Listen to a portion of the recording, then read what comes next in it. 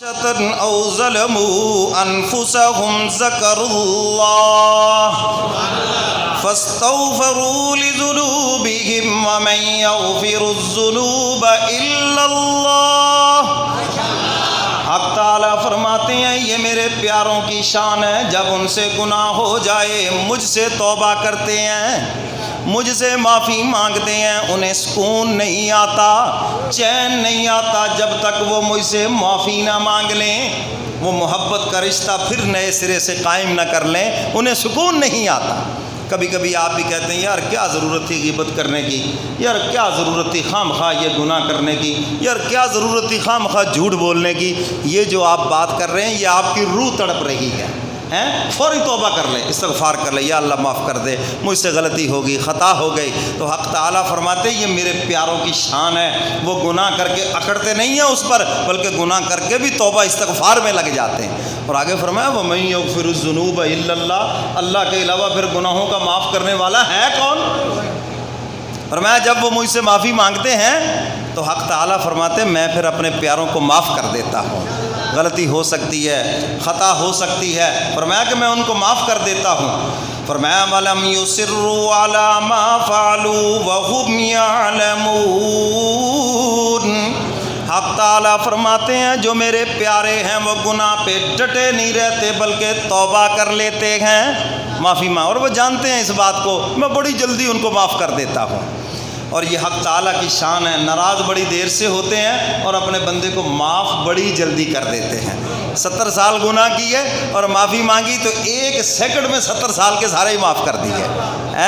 اور آگے کیا فرمایا، یہ جو لوگ ہیں نا جن کے اندر یہ عادتیں ہیں، جن کی یہ صفات ہیں، یہ جو میں نے آپ کو چند صفات بتائی ہیں، یہ جو لوگ ہیں اب قرآن بتا رہا ہے اولئک جزاؤہم مغفرۃ من ربہم وجنات تجری من تحتہا الانہار۔ حق تعالیٰ فرماتے ہیں یہی لوگ ہیں جن کی جزا ان کے رب کی جانب سے مغفرت ہے، معافی ہے، اور ایسے باغات ہیں جن کے نیچے سے نہریں چلتی ہیں۔ انشاءاللہ حق تعالیٰ ہمیں ضرور عطا فرمائے۔ اور آگے فرمایا خالدین فیہا، یہ ہمیشہ رہیں گے اس میں انشاءاللہ۔ اور آگے فرمایا وَنِعْمَ أَجْرُ الْعَامِلِينَ، کام کرنے والوں کا کیا خوبصورت انعام ہے، کیا خوبصورت مزدوری ہے۔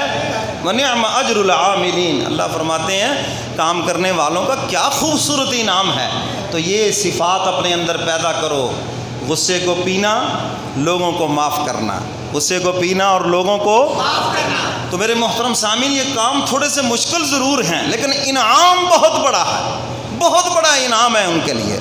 اور حقوق العباد ضائع نہ کرنا، اور گناہ ہو جائے تو مولا سے معافی مانگ لینا۔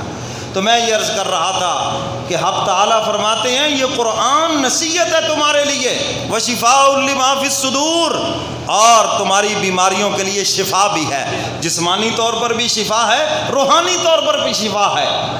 حکیم الامت حضرت مولانا اشرف علی تھانوی رحمۃ اللہ علیہ نے اعمال قرآنی ایک چھوٹی سی کتاب لکھی ہے، اور اس کے اندر ایک ایک آیت کے متعلق لکھا ہے یہ فلاں بیماری کے لیے شفا ہے، فلاں بیماری کے لیے شفا ہے۔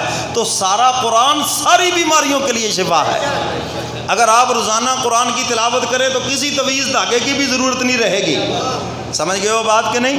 صبح کو اٹھ کے سورہ یاسین پڑھو، اور حدیث مبارکہ میں آتا ہے یہ جو سورہ فاتحہ ہے نا، ایک صحابی آئے یا رسول اللہ بیمار بہت ہوں، فرمایا سورہ فاتحہ پڑھو، اور یہ ایسی صورت ہے جس بیمار کے اوپر پڑھ کر پھونک مارو گے اللہ اس کی ہڈیوں سے بھی بیماری نکال دیں گے۔ فجر کی سنتیں پڑھ کر 41 مرتبہ مشائخ نے لکھا ہے ہر مرتبہ بسم اللہ پڑھو، 40 اور 41 مرتبہ پڑھ کر پانی پہ پھونک مار کر لا علاج جو مریض ہے اس کو چند دن آپ پلائیں، حق تعالیٰ اس کو ضرور شفا عطا فرما دیں۔ تو یہ پورا قرآن شفا ہے، جہاں سے مرضی پڑھو، ہیں جی، الف لام سے لے کر والناس تک قرآن کی تلاوت کرو، حق تعالیٰ تمہیں روحانی طور پر بھی صحت عطا فرمائیں گے، جسمانی طور پر بھی صحت عطا فرمائیں گے۔ چلیے آپ کو 1-2 اشعار بھی سنا